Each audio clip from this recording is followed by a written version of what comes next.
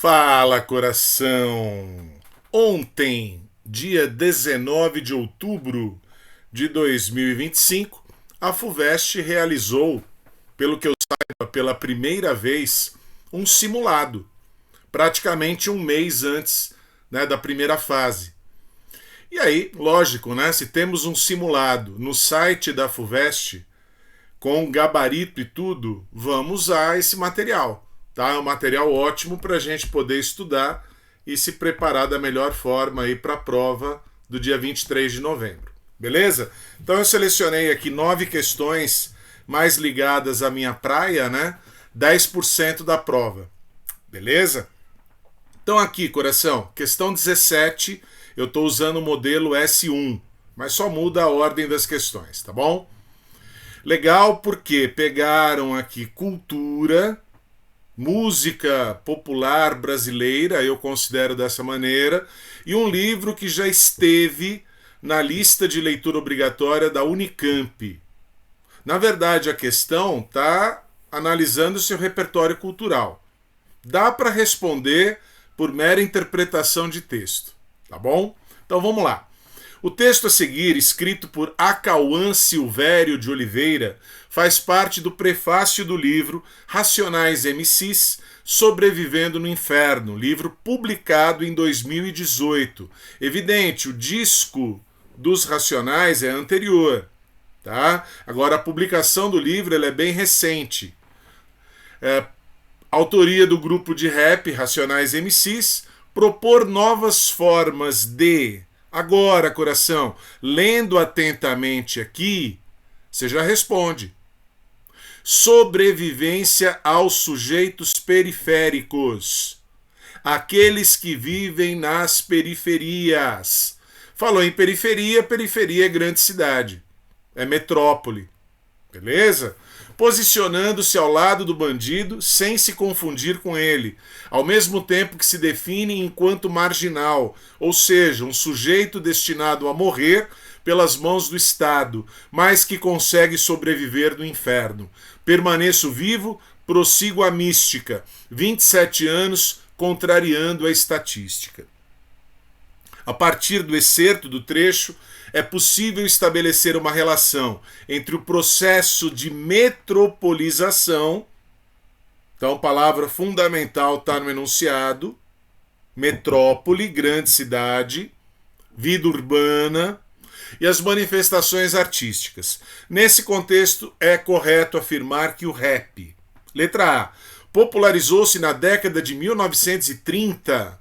Coração, Racionais, né? Olha a data que está ali no enunciado, no trecho, tá? Com o rádio. Então, bem distante do contexto, né? Aqui está fora no contexto histórico, na época. B de bola. Compõe o cotidiano da população do interior nordestino. Você não precisa nem continuar a ler. Tá? É grande cidade. Tá evidente, né? No trecho que a gente leu. Letra C. Representa em suas composições os problemas enfrentados pela população litorânea. Litoral, o que tem a ver o litoral com rap, com Racionais, com o trecho que a gente acabou de ler? Nada, né? E, evidente, a resposta é a letra D, mas eu vou ler primeiro a letra E. Marca como manifestação religiosa, o rap é uma manifestação religiosa? Coração, não, né? Ainda fala em cortejo dos santos. Se você pensar hoje em periferia, você tem mais religiões evangélicas, neopentecostais, que aí são contra, né, o culto aos santos. Então, totalmente furado, né? Então, letra D de dado, agora eu vou ler a correta. Desponta artisticamente como manifestação de identidade cultural que, no contexto de crescimento desordenado das grandes cidades, metrópoles, dá voz à população periférica. Pegou a palavra sujeitos periféricos ali, né, no trecho, pegou no enunciado metropolização, você responde a questão. Então, uma boa questão, mas uma questão fácil, né? Bem fácil. Beleza? Nem todas serão tão fáceis assim. Questão 18 agora. Você está analisando de novo, né? Agora uma letra de música. Então é o repertório cultural, está partindo da música, música popular brasileira, para você relacionar contexto histórico, né, geográfico. Bem legal.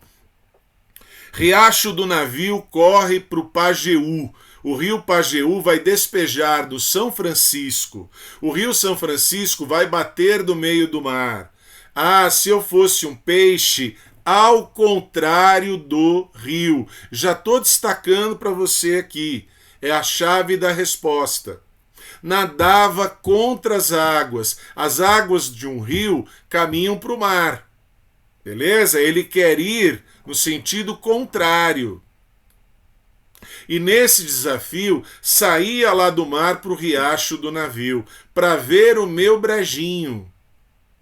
Coração, não está querendo ir para o litoral, não está querendo ir para o mar, não está querendo ir para a capital, para a cidade grande. Duas questões bem articuladas aqui.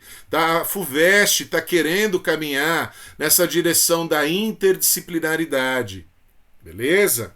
Fazer umas caçadas, ver as pegas de boi, andar nas vaquejadas, assim, escrito errado mesmo, sem concordância. Tá?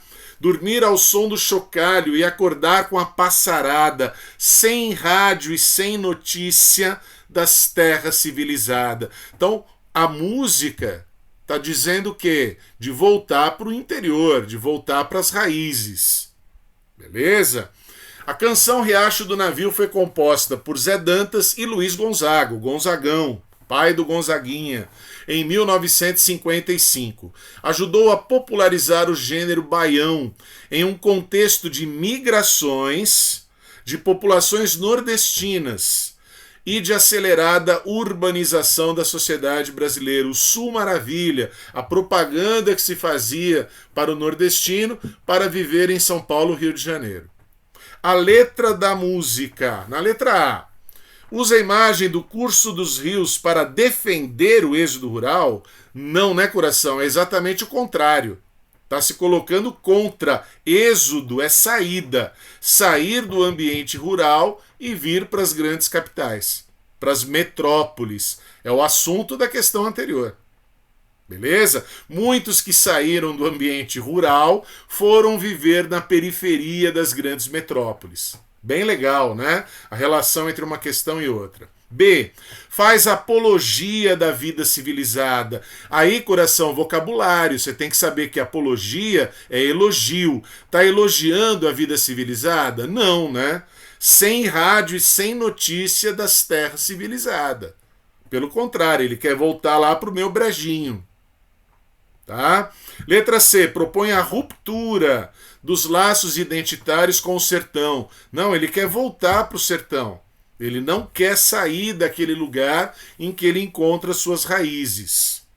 Pulei a letra D, que é a resposta. A letra E. Identifica os sons do riacho do navio ao som do rádio. É sem rádio.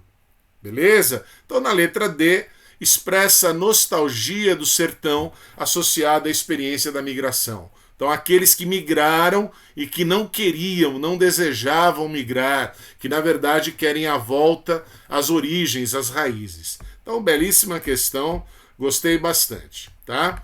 Essa daqui, coração, questão 30 agora, ela é bem mais difícil, tá bom? Mas vamos lá. Eles estão pegando uma obra que estava no vestibular passado, Água Funda. Belíssimo livro, Ruth Guimarães, na minha modesta opinião, deveria ter sido mantido, é uma mulher escrevendo, tá? Não sei por que tiraram, né? E agora puseram uma questão no simulado. Beleza? Vamos lá, porque vale a pena uma questão aqui que para a gente pensar, né? Desenvolver o raciocínio.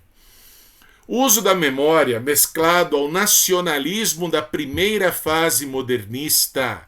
Primeira fase modernista é o modernismo de 22, Semana de Arte Moderna, Mário de Andrade Macunaíma. Tudo bem, coração? Foi recorrente entre os autores da literatura regionalista. O regionalismo vai aparecer depois na geração de 30, de uma Raquel de Queiroz, por exemplo, de um Graciliano Ramos, Vidas Secas. A Tela de Tarsila do Amaral, Palmeiras, de 1925, Vamos lembrar, Manifesto da Poesia Pau-Brasil é 24, o Manifesto Antropofágico é 28. A Tarsila do Amaral foi casada, né, com Oswald de Andrade, ou Oswald, como você preferir, era o Tarcivaldo. Então ela estava ali totalmente engajada nesse movimento. Primeiro do pau-brasil, depois da antropofagia. Tá? Então isso é importante aqui. Reproduzida a seguir, você tem ali no cantinho. Tá? É a capa do livro, né? Já vai falar agora. Destaca a memória nacional para a produção artística, na medida em que apresenta uma fazenda de maneira peculiar. Então você tem que imaginar ali, né, a casa grande da fazenda, tá certo? E as árvores imensas, aí as palmeiras imensas. Percebam, né, tem a estradinha chegando. Então, além das montanhas, do céu, você tem que analisar ali tudo, né, que aparece nessa manifestação da Tarsila do Amaral. Considerando que a tela de Tarsila do Amaral foi a capa da terceira edição de Água Funda, essa terceira edição é só de 2018, depreende-se da relação entre as duas obras. Você tem que relacionar a obra da Tarsila do Amaral com o livro da Ruth Guimarães. Então, mesmo não estando na lista, coração, tem aula, tá? Eu tenho uma aulinha aí que eu deixei, você encontra no perfil do TikTok ou no canal do YouTube, sobre o Água Funda, que é um livro fantástico, tá? No livro, já vou antecipar porque é o que vai dar resposta para nós. Há uma divisão em duas épocas diferentes. Vai falar da fazenda ainda no século XIX, tá? Quando havia escravidão, e nas primeiras décadas do século XX, tá? Quando não há teoricamente mais escravidão, né? E a fazenda vai mudar de dono, vai mudar de comando. Beleza? É essa a ideia do livro. Então vamos lá, letra A. Introduz um novo ponto de vista narrativo, a partir de personagens escravizados, ao passo que, até então, o ponto de vista dominante era o da classe senhorial, como na tela de Tarsila do Amaral. Coração, na tela da Tarsila do Amaral, por inteira ali, você imaginar, né, uma casa grande? Não. Né? Depois outra, na obra da Ruth Guimarães, você encontra sim personagens escravizadas, mas quem dá foco ao livro ali é a senhora de engenho, né? A senhora ali, dona da fazenda, tá bom? Então, não cabe letra A aqui. Tô pulando a B, que você já entendeu que é a resposta. Letra C. Intervém na forma tradicional do romance regionalista brasileiro, comprometendo-se com a memória da infância dos senhores de engenho. Não, assim como a tela de Tarsila do Amaral, pintada com traços rurais, entretanto infantis. Não, né, coração? Isso aqui é a manifestação do quê? Da arte pau-brasil, a arte de exportação. O Brasil deixar de importar arte e passar a exportar. É o Abaporu, né, a grande obra dela. Então, aquilo que é próprio da cultura brasileira ser, né, exportado. Fazer uma arte, uma poesia, uma pintura de exportação. Agora, isso é infantil? Não, tá? Não cabe. D de dado. Apropria-se dos procedimentos do regionalismo modernista, enquanto Tarsila do Amaral, através de uma perspectiva particular, não dá espaço à representação das transformações sociais, culturais e econômicas na vida rural. Coração, é a estradinha, né? Quando você percebe ali, né, o metálico, a ponte, talvez, né, uma estradinha, você tem as transformações sociais. Então é analisar a tela. Tá pedindo que você interprete o quadro, né? Bem legal. E tem objetivo convergente ao de Tarsila do Amaral por sobrevalorizar de modo ufanista. Acabou, coração. Tá lendo ali ufanista? Não tem ufanismo. Nem na Ruth Guimarães, nem na Tarsila do Amaral. Ufanar-se é orgulhar-se. O nacionalismo ufanista você vai encontrar na Iracema do José de Alencar, você vai encontrar na primeira geração romântica de um Gonçalves Dias. Minha terra tem palmeiras onde canta o sabiá. Então eu eliminei as erradas. Agora a gente vai ler a letra B, que é a correta.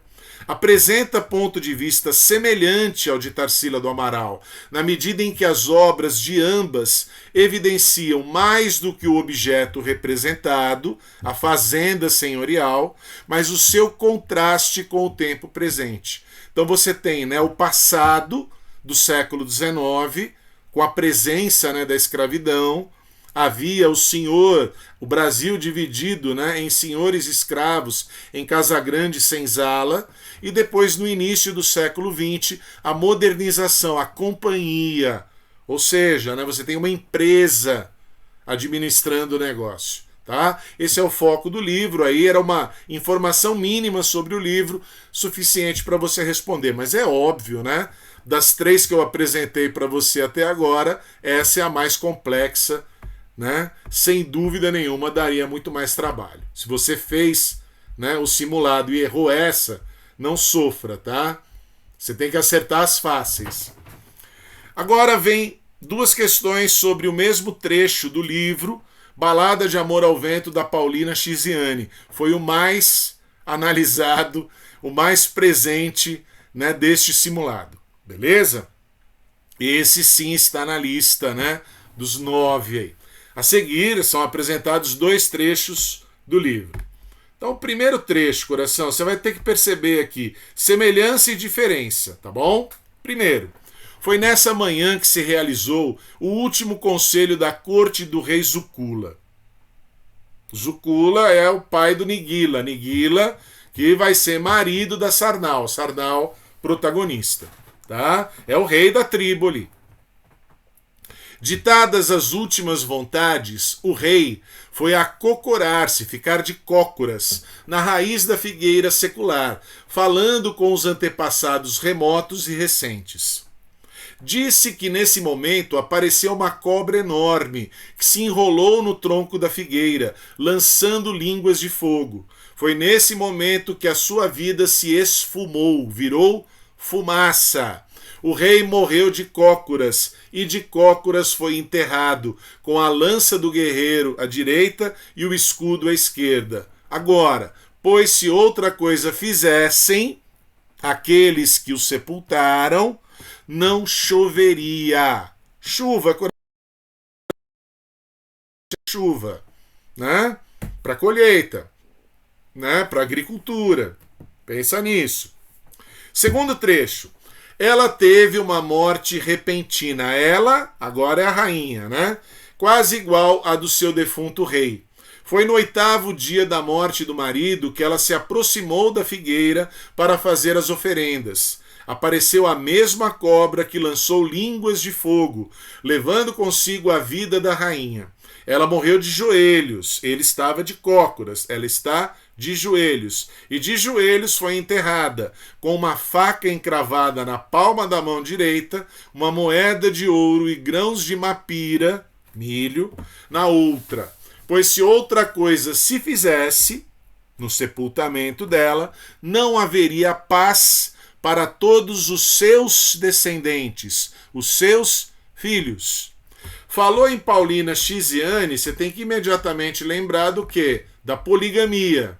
O costume cultural, né, presente na África, é uma escritora africana, vários casamentos. O rei vai ter vários casamentos. A rainha é a primeira esposa, mas ele tem várias esposas. Beleza? Então vamos por partes. Questão 36. Os mitos da figueira ancestral e da cobra que lança línguas de fogo são comuns nas descrições dos 2 falecimentos. Os sepultamentos do rei e da rainha, no entanto, trazem tanto elementos comuns, como o sepultamento na mesma posição do óbito, quanto diferenciadores a respeito do que cada um trazia consigo ao ser enterrado e quanto às finalidades da observância daquelas tradições. Nesse contexto, é correto afirmar que não chover, é o rei, guarda relação com a. Coração, é o rei. A importância é que é só a família dele? É só a família real? Não, né, coração? Tem que ser para todos. Ele é o representante daquela sociedade. Então a resposta é a letra D, Eu destaquei o que está errado ali na letra E, né? Óbvio, se falou em chuva, está falando em prosperidade econômica. É plantar e colher. Não é prosperidade militar, não é pacificação espiritual, né? Nada disso. É prosperidade econômica. Agora, prosperidade econômica apenas da família real? Não, de toda aquela sociedade que era, né, governada por esse rei. Beleza? Então, letra D é a resposta aqui. Questão 37. A busca pela paz entre todos os descendentes da rainha é uma possível alusão às disputas. Coração, bobagens, né? Aquelas alternativas para você descartar. Preferido da mãe e da avó, né? Sucessão das joias da rainha, né? Não, é descendentes dela. Beleza? Então aquilo, olha lá. Os filhos legítimos do falecido rei. Quem vai suceder o rei? Beleza? Quem vai suceder o rei geralmente é o quê? Filho da primeira esposa. O primeiro filho homem da primeira esposa. Essa é a tradição cultural dentro da poligamia. Mas é óbvio, tem a disputa, porque este rei teve filhos com várias esposas. Beleza? Então é um livro bem legal de ler, dos que eu li aí, dos 9 que eu li, né, para a lista, foi o que eu mais gostei. E aí legal que a FUVEST, neste simulado, tenha colocado aqui 3 questões, né, sobre o Balada de Amor ao Vento. Então, de novo, mais uma agora. Questão 40. Tem uma filha crescida que ainda estuda, embora já tenha estudado muito. Um dia disse-me que a terra é a mãe da natureza e tudo suporta para parir a vida, como a mulher. Comparação entre terra e mulher. Os golpes da vida a mulher suporta no silêncio da terra. Na amargura suave segrega um líquido triste e viscoso como melão. Quem já viajou no mundo da mulher? Quem ainda não foi, que vá. Basta dar um golpe profundo, profundo, que do centro vermelho explodirá um fogo, mesmo igual à erupção de um vulcão. Coração, questão manjada, né? Por quê? É um vestibular só com mulheres, só com escritoras. Beleza? Então a questão feminina vai aparecer. Aqui é a questão sobre isso. Tá? Ela vai dizer no livro Balada de Amor ao Vento, na poligamia, na monogamia ou mesmo solitária, a vida da mulher é complicada, é difícil. A mulher enfrenta muitos preconceitos, muitos problemas que o homem não vai enfrentar. Então é a ótica, é a perspectiva de uma mulher escrevendo. Tá bom? Então vamos lá, considerando a comparação que constitui esse argumento, é correto afirmar. Letra A. A comparação da mulher com a terra, força geradora da vida, ecoa em Sarnau, que é a protagonista, que é a narradora do livro. Contudo, apesar de experimentar a maternidade e ter de lidar com as tradições, a conclusão da narrativa informa que ela, Sarnau, não encontra seu lugar na sociedade. Não, né, coração? Tá? Ela encontra, ela luta por isso, ela batalha, ela enfrenta uma série de preconceitos, tá certo? Mas ela vai encontrar sim o seu lugar.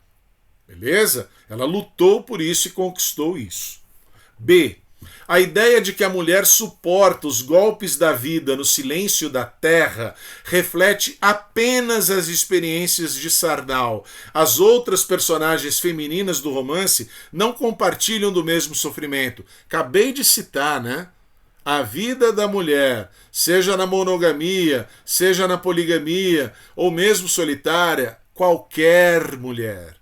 Então aquilo que a gente vê representado na figura da Sarnau vale, né, para a mulher como um todo. Tá bom? Então está discutindo ali, né, está viajando no mundo da mulher. É isso que a autora está fazendo. C. Ao narrar a vida de Sarnau, o romance convida a viajar no mundo da mulher, dando voz às experiências e complexidades da vida feminina em Moçambique, expondo um universo bem compreendido pelos homens. Lógico que não, né, coração? Então aí está errado, um universo que ainda não é bem compreendido pelos homens. Estou pulando a letra D, vocês estão percebendo, é quase tudo letra D, né? Estou indo para a letra E. O trecho sugere haver uma força feminina oculta, capaz de explodir em face da violência, mas a comparação da mulher com a terra, enfatizando o silêncio e a dor suportada, reflete a atitude passiva com que Sarnau reage às adversidades de sua jornada. Não, né, coração? Ela estava casada com o rei, ela era a primeira esposa do rei, Nigila, e ela abandona tudo para viver a paixão dela com o Muando. Então ela não é uma figura passiva. Resposta correta, letra D. A metáfora do vulcão que explode de um centro vermelho ao receber um golpe profundo relaciona-se aos momentos de ruptura, acabei de citar, tá? Com as tradições e a resistência de Sarnau à pressão social. Ela vai lutar pelo amor dela. Balada de Amor ao Vento, ela luta por esse amor. Depois ela é abandonada por esse Muando. Ela vai ter que, né, sobreviver sozinha e abandonada. Mas ela luta. Tá? Então, letra D de dado é a correta aqui. Boa questão, você tem que analisar, você tem que conhecer o livro. Sem conhecer o livro, você não ia responder isso daqui. Tá? Livro mais difícil dos 9, que eu não entendi até agora porque está na lista, né? Então é o Cristo Cigano, Sofia de Mello Breiner Andressen. Lembrar? É aquele livrinho de 12 poemas. Ela imitando o estilo do João Cabral de Melo Neto, poeta engenheiro, poeta arquiteto. Ele era diplomata em Sevilha, na Espanha. E aí ele conta para ela essa história, essa lenda, né? Tem uma obra ali, uma escultura representando o Cristo na cruz, a agonia do Cristo na cruz. E a lenda que envolve a construção dessa escultura, a criação dela, é que o escultor queria um modelo. Como é que você vai ter um modelo de alguém morrendo na cruz? Então ele vai matar o cigano, o Cristo cigano, tá?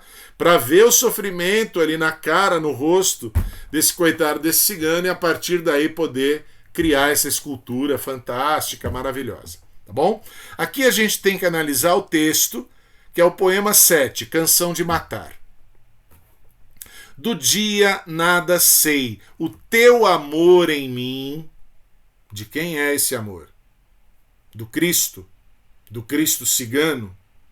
Está como gume de uma faca nua. A palavra faca foi sublinhada pela própria Fuveste.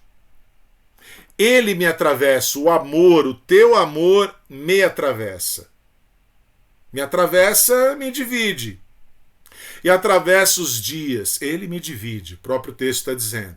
Tudo que em mim vive traz dentro uma faca. Faca que corta, né, coração? Faca que mata.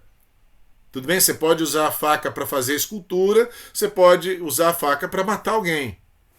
A culpa do crime nunca é da faca, né? Faca pode ser bem ou mal utilizada. O teu amor em mim que por dentro me corta. Esse é o verso fundamental para você responder a questão. Por dentro. Tudo bem, coração? É um corte interno, interior. Beleza? Então, é o teu amor que está me cortando por dentro, está me dividindo por dentro. Com uma faca limpa, me libertarei do teu sangue, que põe na minha alma nódoas, manchas. É óbvio, né? Ele está matando um homem, uma pessoa, para poder criar a sua obra. Por mais amor que ele tenha na criação desta obra, para criar essa escultura, ele matou uma pessoa. O teu amor em mim de tudo me separa. No gume de uma faca, o meu viver se corta, o meu viver se divide, antes e depois. Do dia nada sei, e a própria noite azul me fecha sua porta.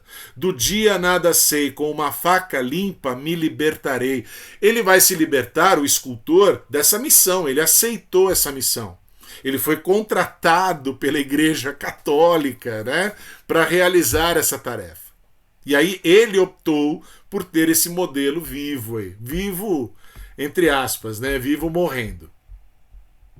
O Cristo Cigano é um poema narrativo, questão 44, dividido em 11 poemas numerados e um prefácio. A palavra faca que é fundamental na poesia do João Cabral de Melo Neto, uma faca só lâmina, é repetida diversas vezes, assumindo diferentes possibilidades de significação. No texto, a palavra faca indica a separação. Letra A, de objetos. Coração, o corte é interno, é dentro. Então não é, né, de objetos. Ele não está usando a faca para separar a escultura de Cristo e o rosto do cigano, até porque não estão colados, né? Podem ser especulares, um espelho do outro, mas não é a faca que você vai usar para separar. C. Em partes de um mesmo ato, esculpir e matar. Então eu vou usar a faca para separar, dividir, cortar ao meio, esculpir e matar. D. Das vozes que compõem o poema, o escultor e o assassino. Então, ele é ao mesmo tempo escultor. Essa até você poderia ficar em dúvida, né? Porque ali você tem o quê? A voz de alguém que vai fazer as duas coisas. Vai esculpir e vai matar. E, da noite e do dia, a sombra que recorre toda a narrativa. Não, né, coração? Aqui dia e noite como metáforas, né? A noite das nódoas, das manchas que ele vai ter que carregar na alma por se tornar um assassino.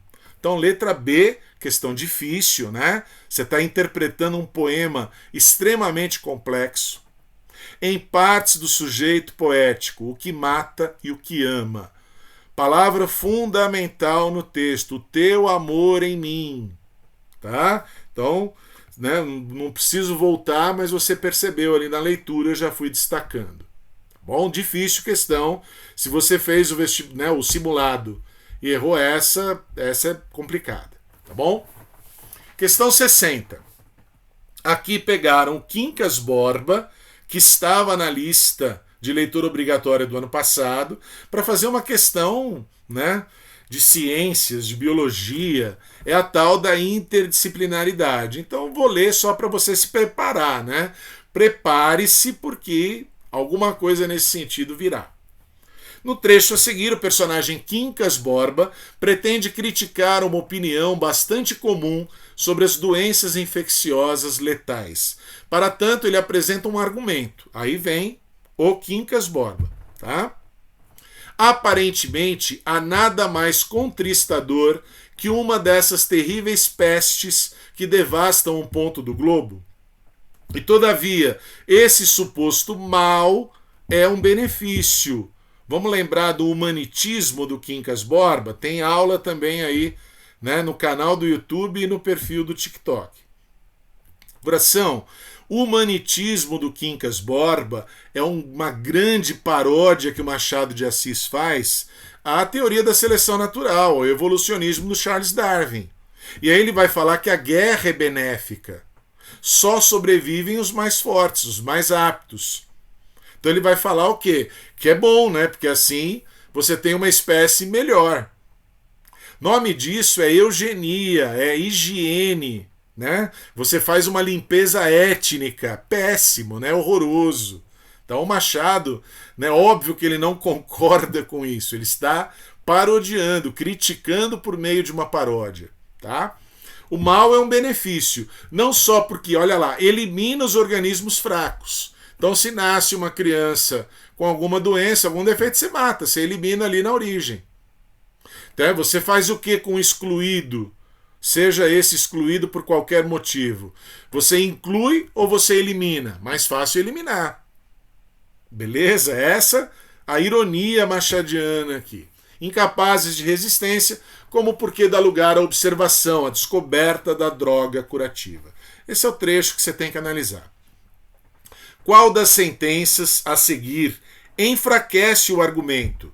Então você tem que encontrar uma alternativa que vai contra o argumento do Quincas Borba, da teoria do humanitismo dele. Beleza? Letra A. Organismos fracos são mais suscetíveis a doenças contagiosas. Ou seja, os fracos vão perecer. Apenas os mais aptos sobrevivem. É o evolucionismo, é a seleção natural. Então a letra A não é a resposta. B. Normalmente as pessoas ignoram os benefícios de situações devastadoras. A guerra é benéfica. Essa é a tese dele. Ao vencedor, as batatas. Lembrou disso? Tá? Pulei a C, que é a resposta. D de dado. Os organismos incapazes de resistência dependem da seleção natural para não serem eliminados. Seleção natural, vai acontecer uma seleção na natureza e na sociedade. E a observação científica se serve das pestes para progredir. É o que está dizendo. Está repetindo o texto. Então você tem que encontrar uma alternativa que não faça isso. Letra C. Não é preciso esperar a disseminação de uma peste para estudar as drogas, os remédios, né, que a combatem. Beleza? Então é a única alternativa que vai contra, né, a linha de argumentação do Quincas Borba. É interpretação de texto, mas de alto nível. Não é fácil, não é simples, não. Tá bom? E a última que eu selecionei, a última ligada à minha praia, né, que é a literatura. Tem questões de gramática aí, tá? Se você quiser brincar, o simulado está lá à sua disposição. Poema de Manuel Bandeira. Consoada. Quando a indesejada das gentes chegar, quem é a indesejada das gentes? A morte.